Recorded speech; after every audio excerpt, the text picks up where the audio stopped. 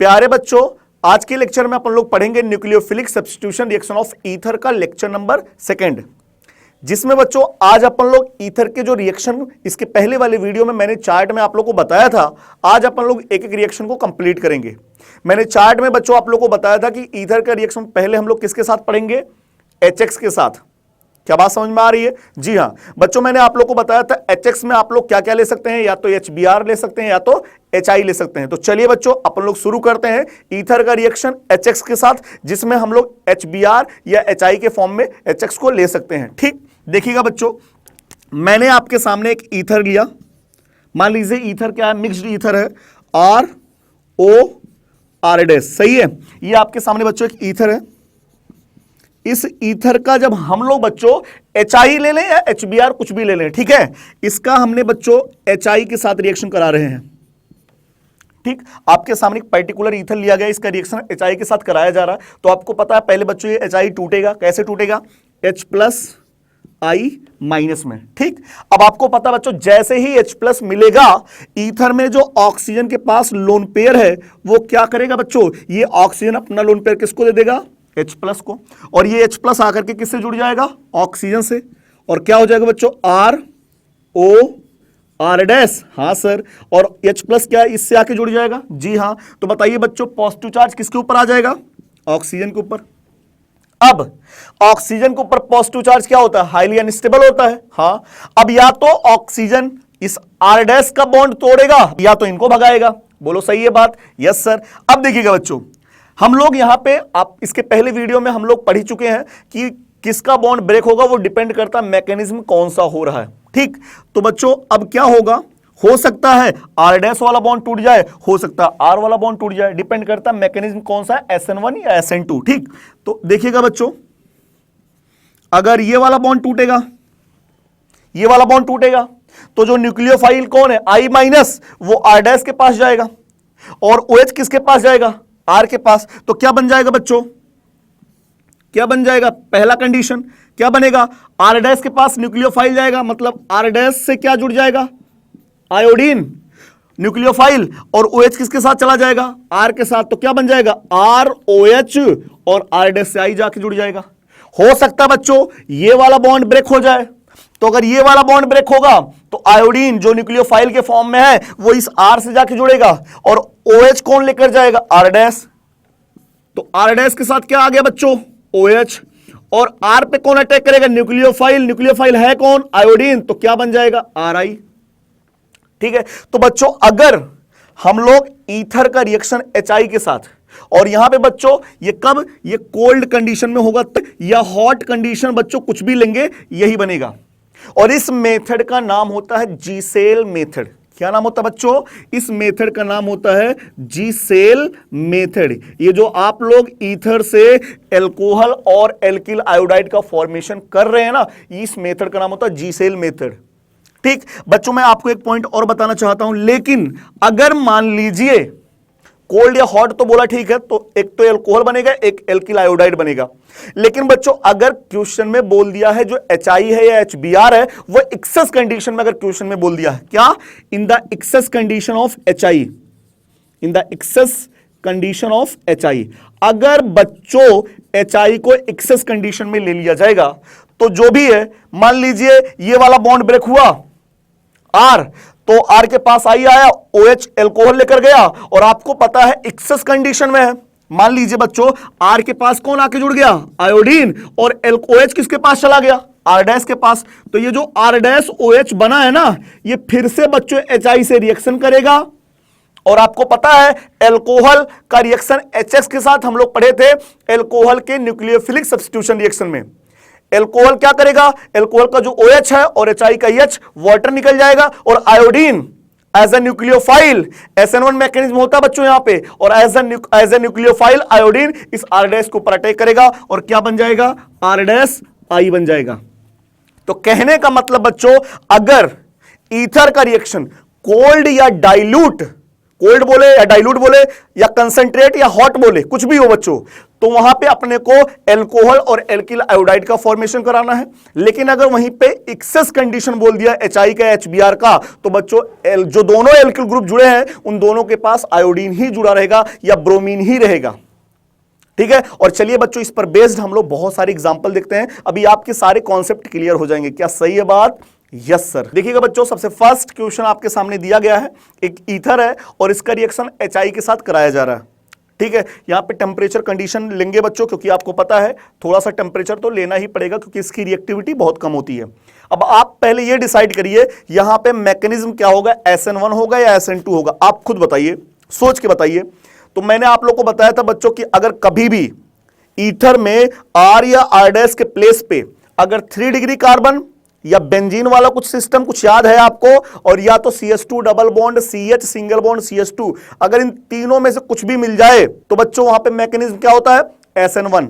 तो बताइए यहां पे मैकेनिज्म क्या होगा, SN1।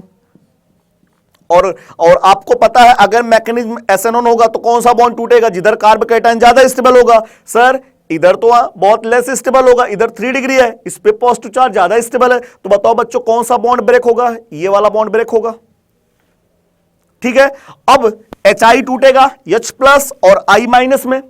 आपको पता है पहले स्टेप में H+ जाएगा, ऑक्सीजन के लोन पेयर को लेकर के जुड़ जाएगा और ऑक्सीजन के ऊपर पॉजिटिव चार्ज आ जाएगा। अब दूसरे स्टेप में न्यूक्लियोफाइल जाएगा। अब न्यूक्लियोफाइल या तो इस कार्बन के ऊपर अटैक करेगा या तो इस कार्बन के ऊपर, जिधर बॉन्ड टूटेगा उधर जिधर पॉजिटिव चार्ज आएगा उधर ही अटैक करेगा न्यूक्लियोफाइल। तो पॉजिटिव चार्ज किधर आएगा, इस C के ऊपर, क्योंकि इधर वाला कार्बोकैटायन ज्यादा स्टेबल है, क्योंकि यहां पे मैकेनिज्म हो रहा है SN1।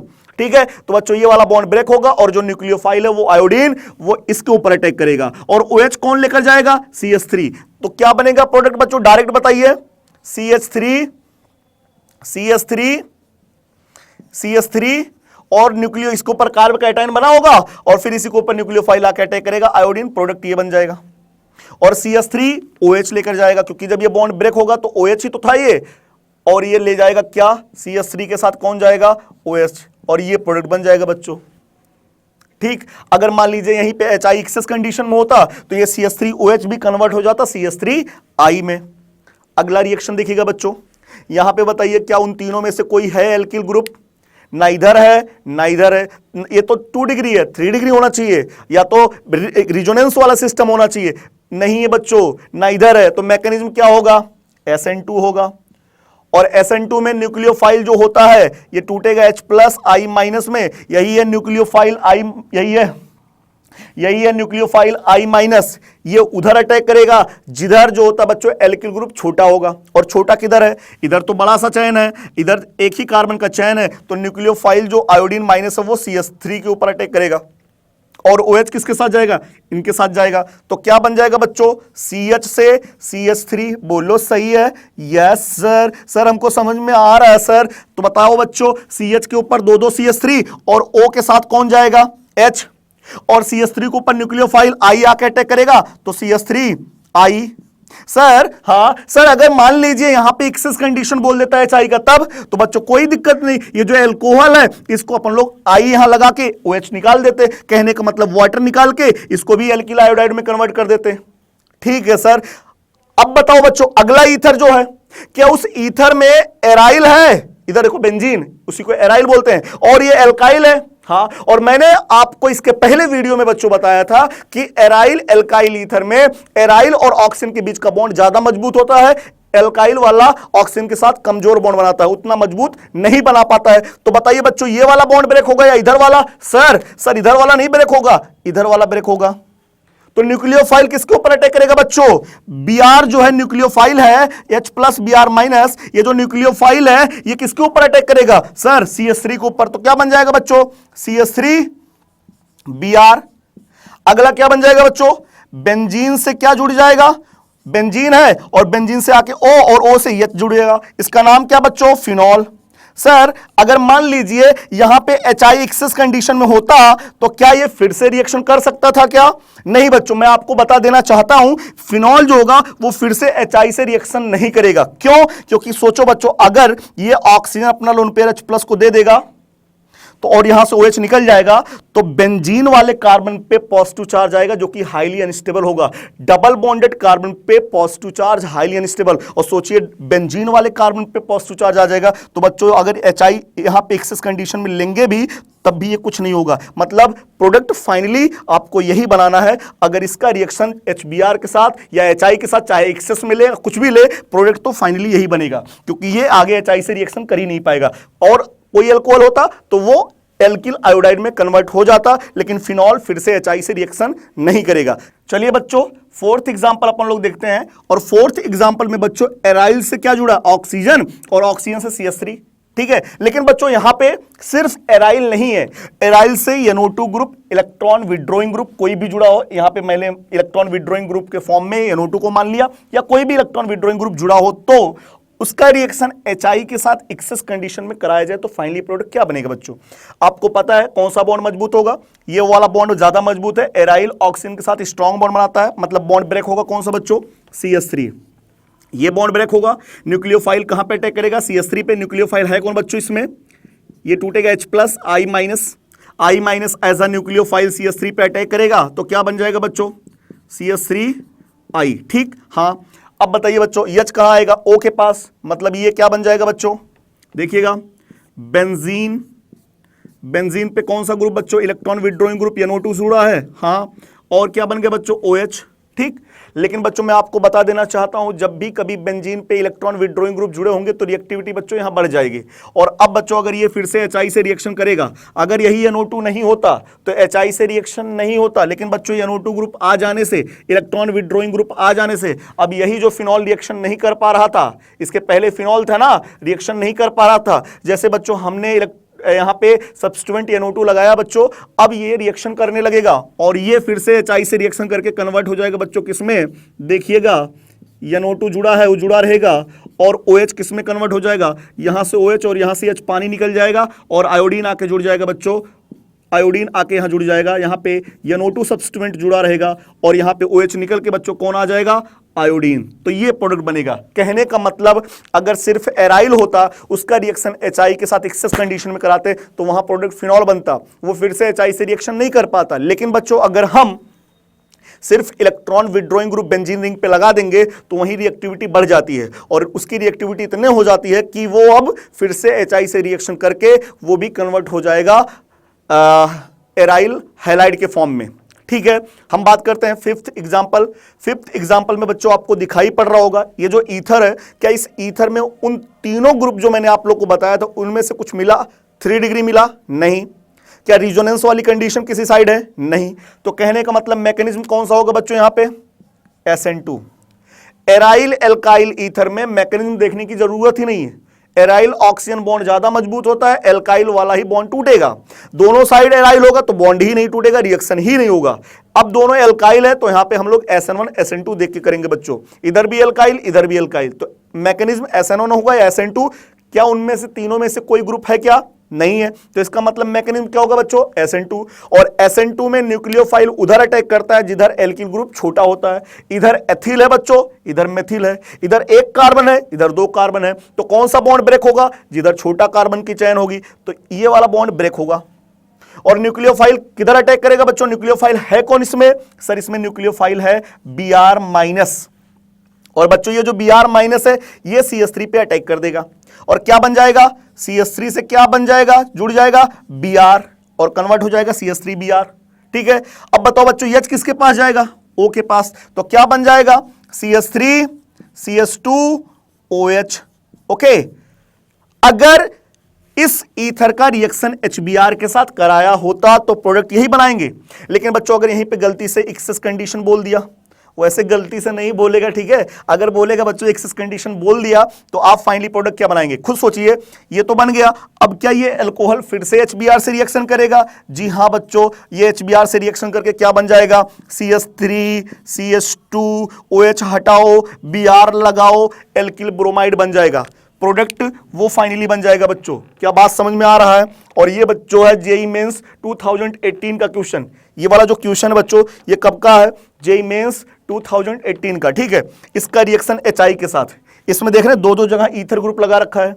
ये वाला देखिए बच्चों, ये वाला क्या ये देखो डायरेक्ट ऑक्सीजन से जुड़ा है, एराइल ग्रुप, हाँ, और इधर एल्काइल है, इधर एराइल है। कौन सा बॉन्ड टूटेगा, एराइल वाला या एल्काइल वाला? सर एल्काइल वाला, क्योंकि एराइल वाला ये वाला बॉन्ड मजबूत है, तो ये वाला बॉन्ड ब्रेक हो जाएगा और एच आके जुड़ जाएगा ओ से, मतलब इधर OH आएगा। अब इधर देखिएगा, ऊपर देखिए, सोचो बच्चों, अगर ये बॉन्ड टूटेगा, इधर तो एक ही मेथिल है, ये वाला बॉन्ड टूटेगा, मेथिल के ऊपर पॉजिटिव चार्ज, ये वाला बॉन्ड टूटेगा तो यहां पे पॉजिटिव चार्ज आएगा और बेंजीन के साथ रिजोनेंस करेगा, क्योंकि यहां पे double bond single bond positive charge का कंजुगेट सिस्टम है, मतलब यहां पे पॉजिटिव चार्ज ज्यादा स्टेबल है। तो बच्चों ये कुछ रिंग वाली कहानी है।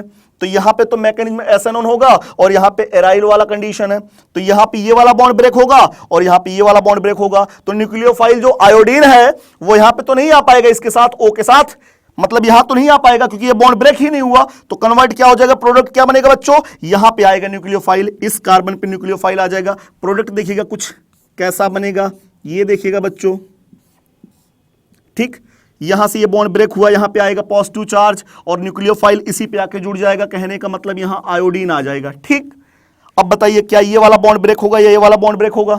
सर इधर भी तो ईथर है, हाँ, तो बताओ बच्चों क्या ये एराइल डायरेक्ट ऑक्सीजन से जुड़ा है? हाँ, तो बताओ बच्चों ये बॉन्ड मजबूत है? जी हाँ, तो क्या ये बॉन्ड ब्रेक होगा क्या? नहीं सर।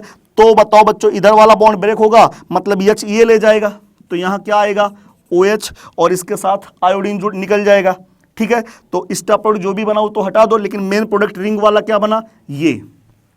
ठीक है बच्चों, तो आई होप बच्चों ईथर का रिएक्शन HX के साथ आपको पूरी तरीके से समझ में आ गया। अब जहां भी आपको क्वेश्चन मिले लगाइए, अगर ना बने तो बच्चों आप फिर से वीडियो देखिए और पूरे कॉन्सेप्ट को समझें, और समझने के बाद बच्चों आई होप आपको सारी क्वेश्चन बन जाएंगे, डाउट नहीं रह जाएंगे। ठीक है, तो बच्चों अगर ये वीडियो आपको समझ में आया और अच्छा लगा तो ये जो आपका प्यारा सा चैनल है इनक्रेडिबल कीमिया, इसे लाइक कीजिए, शेयर कीजिए, शेयर जरूर कीजिए बच्चों, और सब्सक्राइब करना बिल्कुल ना भूलें। ओके बच्चों, जय हिंद।